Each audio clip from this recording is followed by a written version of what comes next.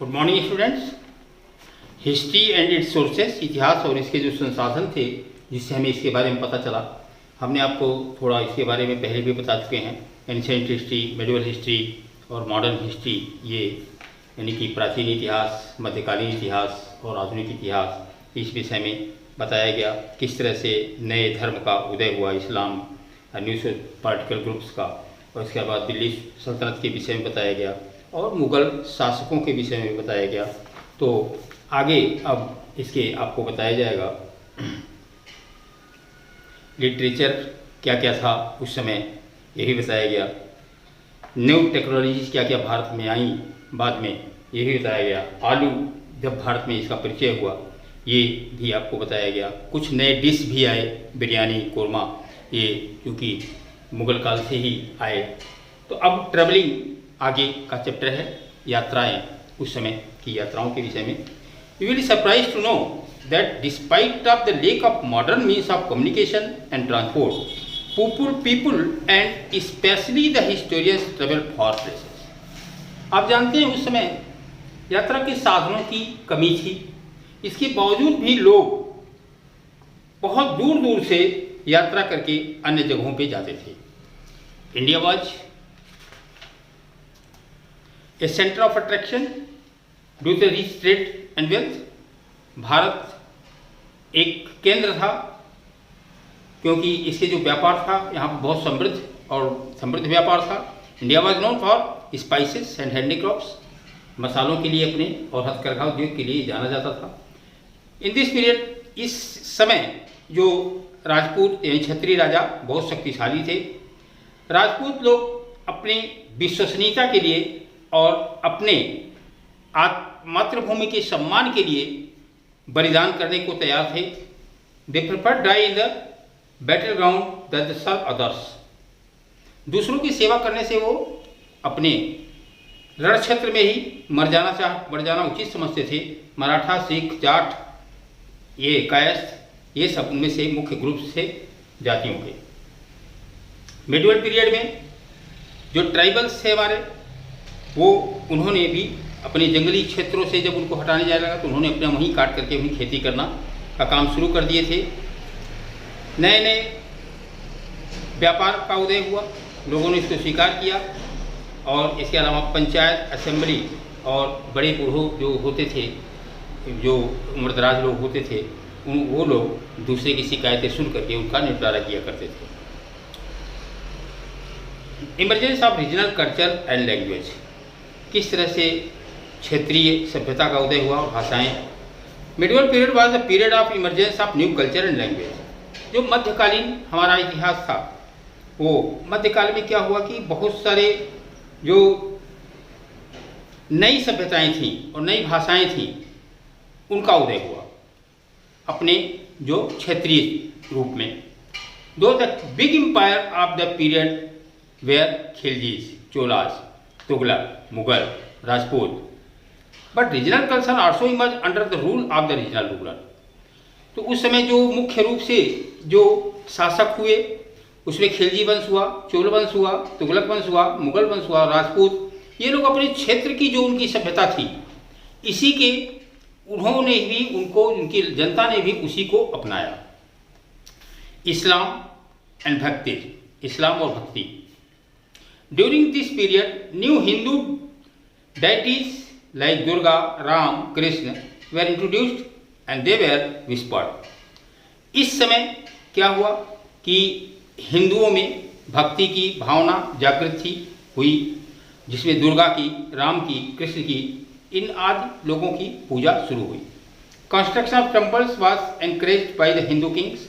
हिंदू राजाओं के द्वारा बहुत सारे मंदिरों को निर्माण को बढ़ावा दिया गया। ब्राह्मण और the priest class still hold importance in the society for their knowledge of sculpture and Sanskrit.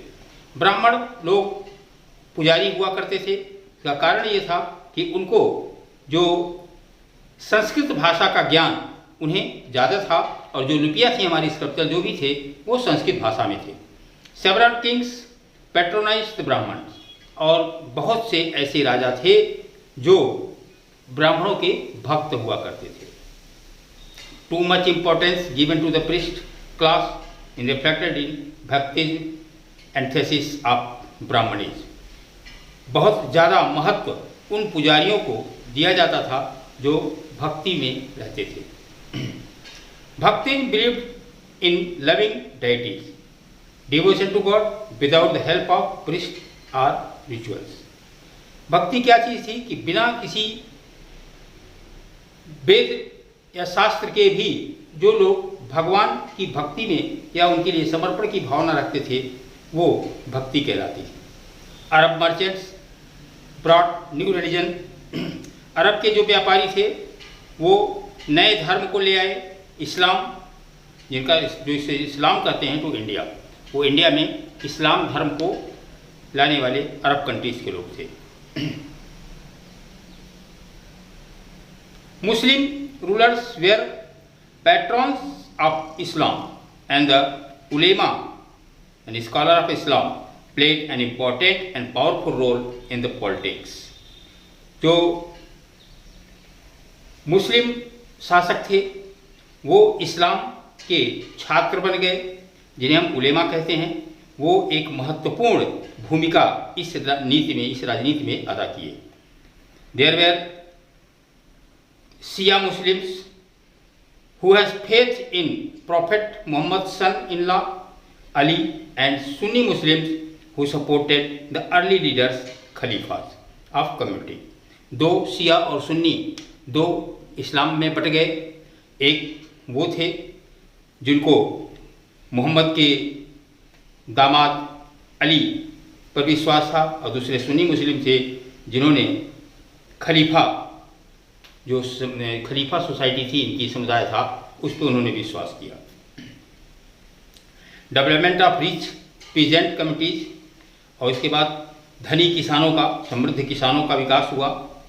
Consolidation of political empire and growth of rich varied culture led to the growth of India and he attracted the interest of European trading companies. और उस समय जब रोजगार या खेती का कार्य जब बढ़ा तो यही कारण था कि जो विदेशी लोग थे उनका आकर्षण भारत की तरफ व्यापार के लिए ज़्यादा हुआ, यूरोप वालों का। The historian has no judiciously and carefully use the different sources while writing history. जो लिखित इतिहास में है वो लोग ये जो न्यायिक व्यवस्था थी कभी इसको ध्यान से या अपने जो संसाधन से इनको ध्यान नहीं दिया। Certain sources such as archival records and coins are considered more reliable. तो जो सिक्के उक्के थे ये ज़्यादा रिलायबल थे, विश्वसनीय ये रिकॉर्ड थे उस समय के, then the certain other type of sources. और जो हमारे संसाधन थे प्राचीन इतिहास को जानने के लिए, उसमें सबसे ज़्यादा जो रिलायबल था वो सिक्का ही था। सिक्के इसलिए क्योंकि ज़मीन पे गड़े होने के बाद भी कई वर्षों तक, हजारों वर्षों तक वो अपनी आकृति और अपनी सूरत नहीं बदल पाए। सच A literature and oral tradition, उस समय का जो साहित्य था और परंपराएं थी उनको नहीं बदल पाए। But in the case of some dynastic और periods we may not have certain type of sources such as coins. तो सिक्कों से बढ़िया कोई संसाधन उस समय नहीं था। Sometimes the information provided in one source may be contradictory to that of one another source. कभी कभी ये विवादास्पद भी, एक सोर्स दूसरे सोर्स के लिए विवादास्पद भी हो जाता था। इन सम इंस्टेंसेस, कुछ घटनाओं में, the information content the literary text are inscription may not be clear. क्योंकि कभी कभी ऐसा होता था कि जो लिखित हमारे जो किताबें थी या सोर्सेज थे हमारे, उनका इस जो इंस्क्रिप्शन जो लिपि थी वो मे नॉट बी क्लियर, वो स्पष्ट नहीं हो पाता था। Such text move towards multiple interpretation. ऐसे जो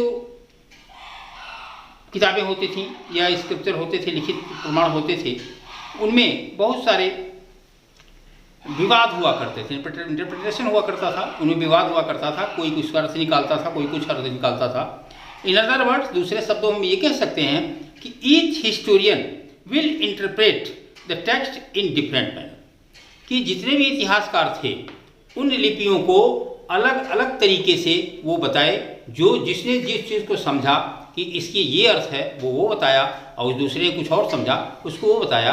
अर्थात ये सोर्स ज़्यादा रिलायबल नहीं रहा उस समय का। A good historian thoroughly studies all the available sources and then analyze and interprets them in best manner before writing a coherent history। एक अच्छा इतिहासकार जो सभी सोर्सेस को अच्छी तरह से विश्लेषण करके और उसमें वाद विवाद करके अच्छे तरीके से जो रखता है, वही इतिहास का एक सही अर्थ है। Study of Indian history can be broadly divided into 3 periods. आपको मालूम कि 3 भागों में इतिहास को बांटा गया। 3000 साल पहले बीसी से, यानी आज से 5000 साल पहले, और 700 एडी तक, यानी सन 700 तक, यानी कुल 3700 वर्ष। ये एनिशिएंट हिस्ट्री कहलाता, हमारा प्राचीन इतिहास कहलाता है। कुल 3700 वर्ष, यानी 5000 में से अगर आप 700 हटा दें तो लगभग 2000 में से 700 हट, 2020 चल रहा है, 700 हटाएं 1300 वर्ष पहले तक हमारा प्राचीन इतिहास कहलाया। मिडिवल हिस्ट्री क्या कहलाया? 700 से 1800 तक, यानी कि 1800 तक। 1800 के बाद मॉडर्न हिस्ट्री, जब यूरोपियन आ गए यहाँ पे, ब्रिटिश साम्राज्य, पुर्तगाली और फ्रांसीसी आए, उस समय तक हमारा मिडिवल हिस्ट्री रहा। मॉडर्न हिस्ट्री जो आधुनिक इतिहास है वो तब से लेकर के आज तक वही चल रहा है। Medieval period can be again divided into 2 parts. जो मध्यकालीन इतिहास था फिर 2 भागों में उसे बांटा जा सकता है। एक तो दिल्ली सल्तनत था और दूसरा मुगल साम्राज्य था। 2 भागों में बांटा गया। मिडिवल हिस्ट्री में अरब ट्रेवलर्स अल बरूनी जो आए, उन्होंने जो तारीख़ हिंद लिखा वो किताब है, और जियाउद्दीन बरूनी तारीख़ फिरोज शाही वो भी लिखे। किंग ऑफ एम्परर्स रिटन फेरनास, और चंद्रबरदाई ने पृथ्वीराज रासो की रचना की। इसके अलावा इस काल में और भी बहुत सारी रचनाएं हुई, जैसे आल्हा प्रखंड जो उस समय का खंड काव्य था, आल्हा जगनिक और केदार के द्वारा लिखा गया, ये सब भी उसी समय लिखा गया। जो हाथ से लिखी हुई किताबें हुई उनको हम मैन्युस्क्रिप्ट कहते हैं।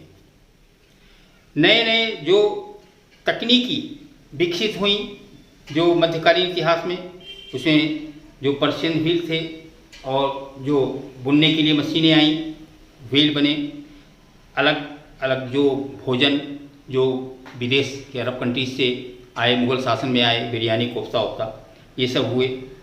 राजपूत क्षत्रिय अपने स्टेटस के लिए, अपने राज्य के विस्तार के लिए अधिकतर युद्ध ही करते थे।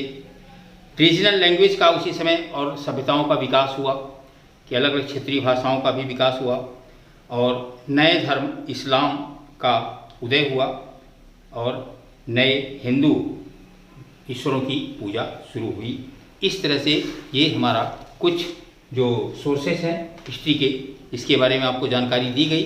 अब नेक्स्ट चैप्टर 2 आपको न्यू किंगडम्स के बारे में कल पढ़ाया जाएगा।